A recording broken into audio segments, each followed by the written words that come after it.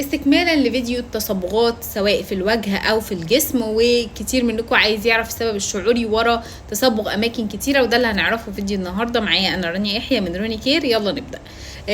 ناس بتقولي طيب لو انا عندي غمقان او تصبغ في ايدي هنا من بره، فبتكون عشان في اشخاص انا عايزه ابعدهم عن حياتي، مش قادره ابعدهم عن حياتي، فبتبدا تظهر لنا بقع على كف ايدينا او على الذراع نفسه من بره. طيب لو جاي لي في الذراع من جوه في تصبغ او ظهرت حبوب وثابت اثر عندي، بتكون علشان في اشخاص انا عايزه اضمهم بس هما بيعملوا افعال تاذيني، فانا مش قادره ان انا اقربهم مني اكتر من كده. طيب والسبب الكبير جدا اللي كتير بيجي لي عليه اسئله، انا طلعت لي حبوب وثابت لي اثر في بشرتي. الاول في سبب شعوري للحبوب هتكلم عليه في فيديو منفصل.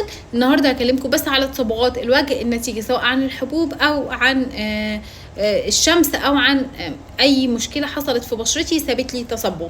بيكون لان في كلام انا عارفه ان هو بيتقال عني سواء في وشي او من ورا ظهري، غالبا بيكون في الوش او بيوصل لي بطريقه فيها تواجه اكتر، وانا مش قادره ارد عليه، والكلام ده مضايقني جدا. طالما انا مش قادره ارد عليه ومتضايقه ان انا مش قادره ارد عليه، فده اللي بيخلي تصبغات تظهر.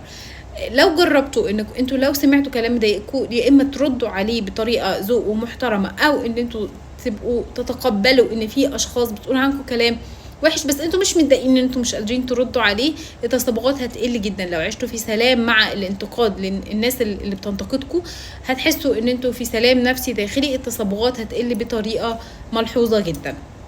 طيب الناس اللي بيكونوا حوامل وبيجي لها كلف في الرقبه، ده بيكون نتيجة ان هي بتسمع كلام ليه علاقة بالعلم، ليه علاقة بالحمل يعني، وهي مش قادرة تتقبله او مش قادرة تتعامل معاه، زي ان الوحم بيستمر، ان الحمل هو متعب، او ان في مشكلة معينة في الحمل، او في اعراض الحمل اللي هي متضايقة منها بس هي عارفة ان دي حاجة علمية لازم هتحصل، فطبيعي ان هي بتتضايق بسببها وبيظهر لها كلف الحمل.